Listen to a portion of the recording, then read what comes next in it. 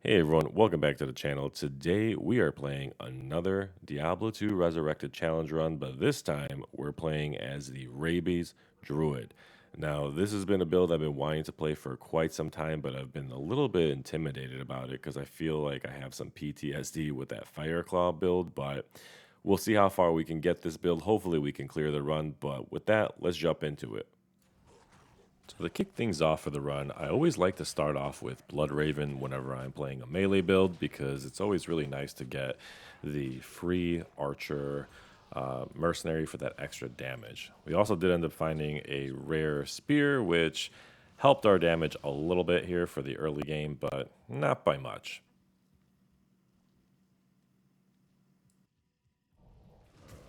I quickly made my way over to Tristram as fast as I possibly could, just to save Deckard Cain for that free item identification. Also, Tristram tends to be a really good farming spot for the early game when you're trying to get up some levels, but it definitely was pretty rough. Just using auto attacks pretty much for the most part, and your poison creeper just doing work here and there wherever it could. But still, it was worthwhile to do this just to get that experience because I definitely needed it to finish out the rest of Act 1. In terms of the actual ring reward that we ended up getting for saving Deckard Cain, obviously not the best ring that we're going to get from normal, but still it was a ring that was 7% lightning resistance, so we'll go ahead and take that because it's useful for Act 2. Now, as usual, we always end up doing the Countess to get some runes. In this case, we're really only looking for the Tall Eth for a stealth rune word, but what was interesting was Countess ended up dropping 4 runes, which I've never seen her do that before, so that was pretty cool to see that happen. On the very next Countess run, we ended up getting our Tall and Eth rune, so we can officially make our stealth rune word, which is great to have because it does give that much needed faster run walk as well as the poison resistance for Andariel, but we just can't use it till level 17, so we'll keep on grinding. Now, I'm not going to lie, right before the Andariel fight, I definitely had a moment of anxiety because poison against poison, not the greatest idea. We had a very, very close call here with the poison damage that Andariel does, so I quickly ran back to town to grab some of the antidote potions to boost some of our poison resistance in hopes that it kind of improves our survivability there. Now, normally Andariel obviously is very weak to fire damage. We don't have that in this build, so just kept chipping away with Feral Rage and the Poison Creeper wherever we could, and finally she did go down, and she ended up dropping us the Arctic Bindings belt, which will be a good cold resist belt for when we're fighting Duriel in Act 2. Now, in Act 2, I always do like to run back and forth just to reset Drogon's inventory because it's good to get the 2-socket bone shield because later on it's nice to build the rhyme rune word for the cannot be frozen affix. So it's always good to do this. As usual, we always take out Radamon first to get that free extra skill point. I'm definitely going to be regretting this in the future because I know there's a bunch of poison resist mobs down here. Now in the maggot layer, I have to say this was absolutely brutal because just melee attacks with a very weak rabies at this level, yeah, it was rough to clear this place out. It took a while. Claw Viper Temple, on the other hand, really was not that bad to run through with the build so far. Again, still very early on, damage is kind of low, but between the Rabies and the Poison Creeper, we were able to take things out fairly quickly. Not really looking forward to how this is going to look in the Nightmare and Hell version difficulties, but you know, overall, if we can get a teleport staff, I don't think I'll be too worried because we could just pop in there, grab the amulet, and then jump right back out and head to town. So, not too bad.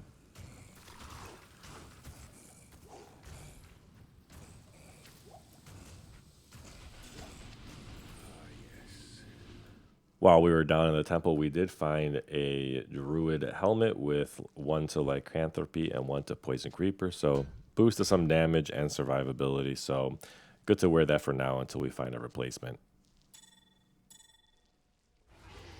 Arcane Sanctuary actually was not that bad this time. We found the summoner on the first path that we chose, so that's always a win for us, especially when playing a build like this. Now, I thought Andariel was hard with this build, just to kind of start right off the bat in normal, but Duriel was even harder. I had to run around in circles, I had to go back to town at least 3 or 4 times just to restock up on potions, my health, res the mercenary a few times, and he still kept dying anyway. But eventually, finally, we were able to take him down. And we got a few nice drops out of it. We got a unique mace, a rare kite shield, some blue, unfortunately, ethereal antlers here. But the kite shield was not bad. We liked the fact that it had 2 open sockets that we could use for some resistances. And then we also ended up getting the Blood Rise Morningstar, which is amazing for that attack speed and life per hit.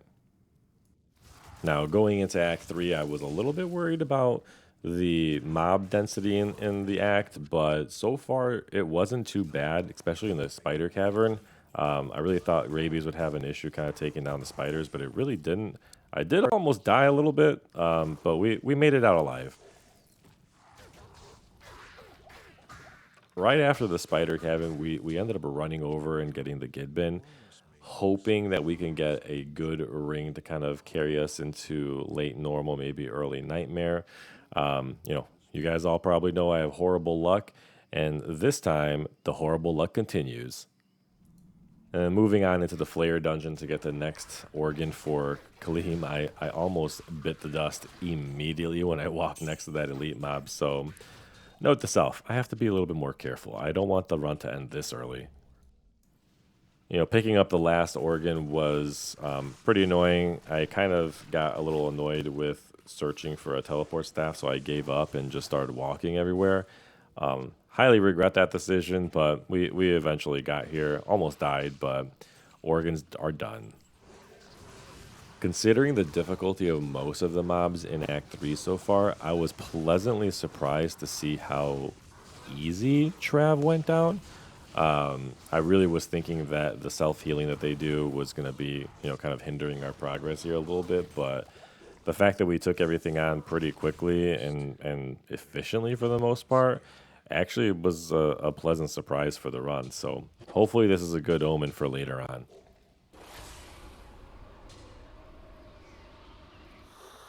Now, Mephisto was not much different compared to Duriel and Andariel for the amount of damage he was doing. We were obviously getting shredded. We almost died a little bit, but overall, not that bad. We didn't have to kite too much. Only had to go back to town 1 time.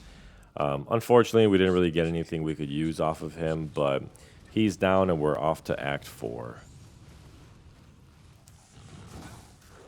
As usual, we're starting off Act 4 with Easy Iswal, as I say. So 2 free skill points. It's always a good place to start in Act 4, especially to juice up our Rabies damage. As far as the Hellforge, on the other hand, we were hoping to get a perfect ruby, and we didn't, because it's nice to get those crushing blow gloves. Diablo, as usual, we're playing a Ring Around the Rosie, and honestly, thank God for that refilling shrine there coming in clutch, because I probably was going to get wrecked by that lightning bolt last second. But thankfully, the poison ended up taking him down there, and we were able to complete the fight. I was really hopeful that the plated belt was going to be something useful, maybe get some resistances, but unfortunately it was hot garbage this time. So, fun fact about the Ancients, if you didn't actually know this, but the Ancients are some of the few mobs or enemies in this game that can actually wear gear. And what that means is there's always a possibility that their gear can actually have poison length reduction on it. So, thankfully for normal, we were able to get through it with a breeze, but for the most part, I was kind of nervous about Nightmare in Hell, knowing that there's a possibility they can reduce the poison damage. So I had to start thinking about what the heck I was going to do for those difficulties. But normal, we were able to get down pretty easily.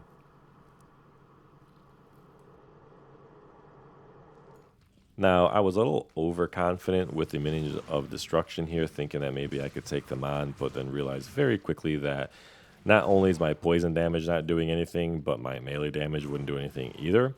So I just decided that I was going to kite them out of the room, run as far back as I could. I still don't have a teleport staff. I didn't go back to try to farm one in Act 3. So it is what it is. I just took advantage of my movement speed as much as possible, and then just ran right past them to get back over to Bale to finish off Act 5.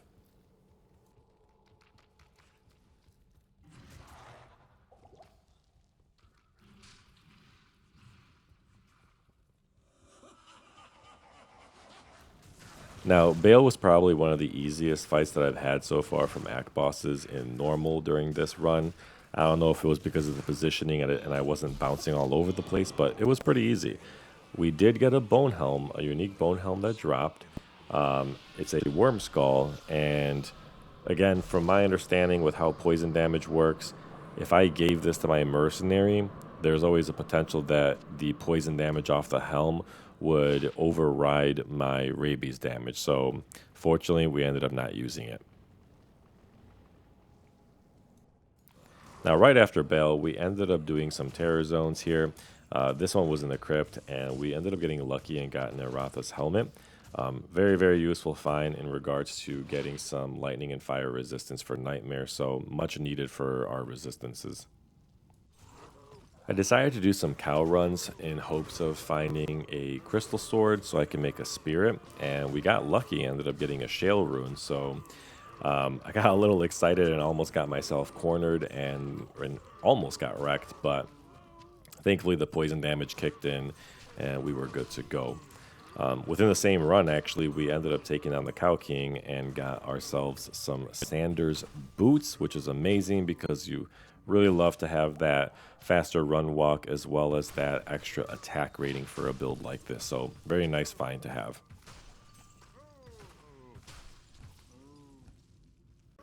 Continuing on with our cow runs, we're still trying to keep an eye out for that first crystal sword to build that spirit rune word in, but we did end up finding our rare plated belt. I didn't identify it for a little bit because I kept getting swarmed with cows, but eventually when we finally did, we realized that it was actually a very good belt with a bunch of good resistances that's going to help us out going into Nightmare, so it's a really good find.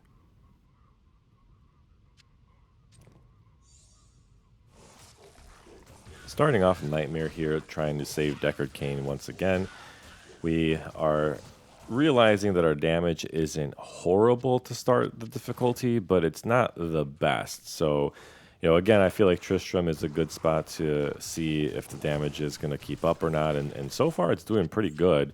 But again, we're only fighting really skeletons, and Griswold did take a couple minutes to go down.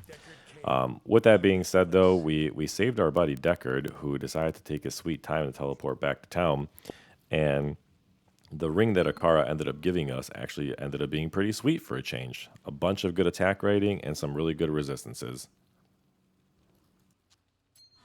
As per usual, we always have to make our Countess runs happen, so our first attempt we got another four runes. Pretty good runes to drop there. Then we got a soul rune and a rare ring that ended up being hot garbage, unfortunately. While going back to the Countess, however, we're just kind of running around, and I realized that my Poison Creeper was doing work off screen, and a freaking Hell rune dropped, so here's for an obedience, right? Next up, we ended up finding some pretty nice rare gauntlets. Had some good resistances on there as well as some attack ratings, so we might end up using that. Now, believe it or not, this is the second Eth rune that we found our entire playthrough so far, which is great because now we're able to actually make our rhyme rune word, which is going to help for that cannot be frozen and a bunch of auras. Now, while I was running back to do Countess again, we ended up finally getting our weapon base for our first spirit. 4-socket longsword. Hell yes. So with that being said, we don't really care about the FCR for this specific build because we're not really casting. All we really care about is the 2 to all skills, which is going to be amazing for our damage. We definitely like the 22 to vitality and that 99 mana, so it helps a little bit with the sustain. The extra damage on there isn't really something I'm caring about right now because, again, the sword has poison damage, and I don't want it to potentially override our rabies damage on the target. Going back to the Countess, however, we did end up finding an Ort rune. We got a Griswold's Edge, which I was contemplating upgrading because of the stats. And then we did find this really, really nice rare amulet with 60 life, 34 mana, and 28 fire res. I love this thing from a survivability standpoint. Nightmare and Dariel was not that bad. I didn't have to go to town at all. I just kept chugging potions, and then the lifesteal that we had really helped, but no drops for us. Now, going back into Act 2, we started Radamant again. This time he was a little bit more difficult, but we snuck away with that extra free skill point. Now, we ended up doing much better this time in the Magalier because our poison damage for rabies is actually ramping up. But I am noticing that for the maggots, for example, they are not really taking that much damage for poison because of their innate poison resistance, but it's okay because we ended up clearing it out anyway. Now, for the Claw Viper Temple, this was madness. I mean, thankfully the poison damage was doing work, but a mesh belt dropped? What is that? That can't be a Tal's, can it? Oh, wait, it is a Tal's. I really was not expecting to see a mesh belt, set belt drop in Nightmare here, and actually having it be that Tal Rashes. I know it's the only thing that could roll a mesh belt, but what an awesome find. To then wrap up, kind of looking for Duriel, we yet again got very lucky on our first attempt finding the Summoner, so we took him down very quickly. Wasn't too bad to clear out the Arcane Sanctuary, and we got a lot of experience out of doing so, so it's a win-win for us here.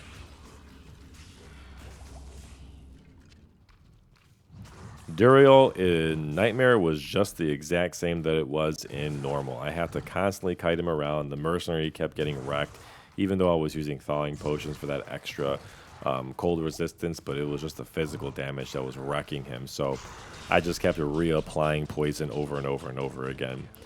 We did end up finding this unique Knout, and I've never seen this one before, so we're adding that to our Holy Grail list. But it's a pretty good damaging weapon, a lot of good bonus damage there, some lightning resistance, so I think we're going to go ahead and use that on our weapon stop. It's just going to be much, much better for us when we're doing our Feral Rage. Starting off again in Act 3 with the Spider Cavern. I feel like our poison damage is picking up right now because things are just melting, so I don't know if I'm just, getting overly excited for no reason right now, and if it's all going to fall off later or if something else is going to happen, but I'm feeling pretty good about this so far because the Spider Cavern really went down. I was fully expecting that it wasn't going to be easy.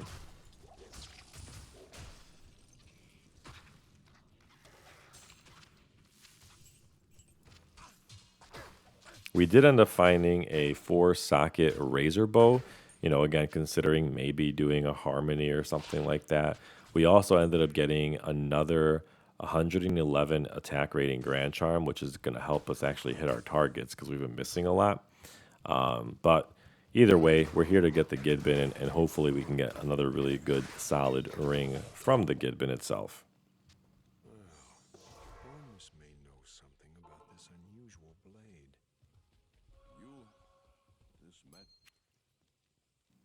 And it's hot garbage. Great. Now, going through the Flare Dungeon level 1, we ended up getting really, really lucky, and we found a Sparkling Mail Chainmail. This is huge. I know we've been using the Stealth Rune Word up until this point, but I really like the fact that we have some extra lightning damage, even though it's minimal, but that lightning resistance is definitely going to help us out. I was considering using it on the Mercenary, but I decided not to, and I got greedy, and I just kept it for myself because I'm more important. Now, Nightmare Trav was definitely a lot harder compared to normal Trav. I'm not sure if it's because of the fact that there were so many monsters that actually had, like Lightning Enchanted, Cold Enchanted, etc. But it just seemed like it was a beast to complete this time. I had to literally keep running up, pulling a couple of these council members, running all the way back down, only to try to draw in 2, at most 3 at a time. And that was the best way that I can get this done, because anything more than that just felt like it was overwhelming. But the guerrilla tactics definitely seemed to work. We just kept running back and forth, poisoning, running away, going back. Poison damage was ticking, dropped the flail there. We didn't have to really do too much. So I like the fact that we were doing so much poison damage. It was just the constant running in, applying the poison, running away, running in, applying the poison, running away, just to kind of keep the poison ticking every few seconds, so that way it doesn't wear off. Eventually, we were able to just combine the entire flail there to break open that orb, and then hopefully clear out Mephisto and not get wrecked. Now, this time for Mephisto, I definitely did have to do a lot of kiting. I don't know why. I just kept getting railed by everything that he was throwing at us. But it's okay, because the poison ended up doing its work, and it just kept ticking him down. Unfortunately, we got nothing except for starting Act 4. While fighting our way to Iswal, we did end up finding a 2-socketed War Scythe, which was great because we used this to make our first Strength rune word for the Mercenary. Iswal, on the other hand, was much easier and took a lot less time to take down here in Nightmare compared to normal. And again, it's always nice to have those 2 free skill points. Gotta love it. Thanks, Iswal. Now, as for the Nightmare Hellforge, we almost got wrecked by Hephaestus here. Kind of overstayed my welcome. I probably should have just ran right back to town, but I got a little greedy here. The run almost ended. I think we got as low as about 53 health points, but we made it. We were being really gutsy here for this run. But with that being said, though, we did end up getting a Pull rune, which I'm super excited about because we can build a Hearth potentially. Now, Nightmare Diablo was so much easier because of the fact that we could just stand right up under his chin. But even though I did that, I almost got wrecked. When I did see that rare Serpent Skin armor, though, I cried because I really wanted that to be unique for that Viper Magi. Not gonna lie, the Nightmare Ancients weren't too bad. We took out Matawak first. I barely had to do anything with him because the poison damage just did everything for us. Korlik was a little bit more annoying with him hopping all over the place and knocking me back, but he ultimately went down. And then last but not least, Talik, he was a little bit more annoying to deal with because he's constantly whirlwinding back and forth, and it was hard to kind of position him to where we are now. But finally, he got stuck there. He stopped whirlwinding, and we just sat there and went to town on him until he went down. All right, so the sequence of events here in the throne were insane. I knew that the Venom Lords were immune to poison. I still don't have a teleport staff, so I had to figure out what to do to kind of handle this situation. So I just kited them all down to this left side of the hallway. After them, I knew I had to also deal with the Minions of Destruction. I knew there was no way I'm going to take these things out. So I kited all of them all the way down into one of the little side rooms. I almost got wrecked by all these glooms here. That was frightening. So I popped the town portal, went back to town, healed up, and then just took the waypoint and ran all the way back over into the throne room. So it was kind of a journey to just get past all of this. With that being said, though, I did realize that my boss damage was kind of hot garbage. So knowing I'm not going to use a spirit for my just main auto attacks, I did eventually build the black rune word because we found an IO rune at some point. So I built that, and hopefully it's going to help us out clearing the bosses going forward with that crushing blow. All right, and just like that, we're doing Nightmare Bale, which actually seemed to be a little bit easier compared to normal. And this time we actually didn't really get anything, just Saigon Shield, which we're not going to use at all. So doing another terror zone here before hitting up Hell, and we ended up finding a Templar coat, which ended up being a Guardian Angel. I honestly have not seen this item in a very long time, so really cool to see this here and adding that to the Holy Grail. So we're kicking things off here in Hell, doing the Den of Evil real quick, and I'm realizing really quick that our damage is not good. with that being said, we're gonna try our best to navigate our way over to Deckard Cain, and I am literally just dodging and bobbing and weaving out of all of these enemies here just to stay alive. Speaking of Deckard Cain, I can't really do any farming this time because guess what? All of the skeletons are poison immune. So we just quickly released Cain from his cage. He's taking his sweet time just trying to port back. So I ended up having to go back just to kind of egg him on a little bit, and then we were able to go back to town to finish up our quest. So kind of a bummer that we couldn't take out the skeletons for that experience, but the ring itself that we ended up getting from Akara was also hot trash. All right, so after this Endariel fight, we're going to switch back over to our live audio that was captured during the gameplay instead of the commentary that we're doing here. But this fight definitely was pretty rough. It was much more difficult than I thought it would be, right? I thought normal was hard for what it was. Nightmare definitely got easier. And hell was just exponentially worse. Had to go to town a couple times to heal up and get some poison. Antidote potions, right? Just to kind of boost up some of that poison resistance, just to keep us alive. But ultimately, we did end up taking her down. It just took a little while, and we had to kite her here into this little entrance room. But as far as gear, we just got that unique Chris, which is just your, that initial poison dagger, and that's about it. All right. Hopefully, we can get a bone knife. Nice. That's the wizard spike, I think, is what it is. Nice. I haven't found one of those in a while. All right, so I found another Io rune, and we can go ahead and make the bulwark for our mercenary, just because he's really using like hand-me-down armor right now, and I haven't given him anything good. So this will be a good upgrade for him because the helmet that he's currently wearing is just a really crappy rare helmet, and I'm just sad to even show you what this thing is. So there you go. All right, let's see. I finally ended up finding a teleport staff, so I don't know. I don't know if I'm going to teleport through all of this. I tried earlier and I almost got wrecked, but that's because I was kind of being a little stupid. Maybe we'll just do it again.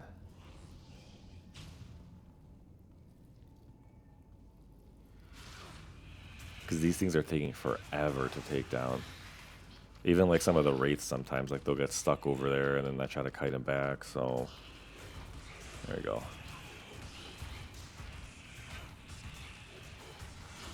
You know what I can do? I could take out the wraiths and then maybe I can teleport past the these little demon things here and okay, no, oh no, we're stuck. I can't get out. I can't get out.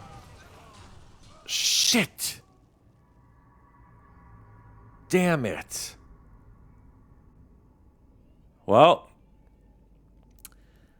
that ends that, you guys. I thought I could take that gate and kind of just like squeak on by past that little corner, but it did not work. I got stuck and I couldn't go back, and I wasn't able to do enough damage to take out the one mob that was blocking my path. All right, well, I mean, it was a fun run, I guess. Normal was definitely a good challenge for Rabies. Wasn't too bad. I mean, let's be honest, it was rough. And going into Nightmare, when the damage started ramping up, it got much better. But geez, the damage just dropped like a rock going straight into hell. So do I recommend this run solo Self-Hound? I'm going to have to say no. I do think that if you had a lot of gear kind of like saved up on the side, if you want to play this run, with shared stash, I think it'd be amazing for sure. But I don't know if I'd recommend it solo Self-Found unless you get really lucky with a bunch of drops. But the damage just kind of fell off. So, all right, well, Let me know in the comments what you think as far as what class I should play next. But until then, leave a like, subscribe, and I'll see you guys next time. Peace.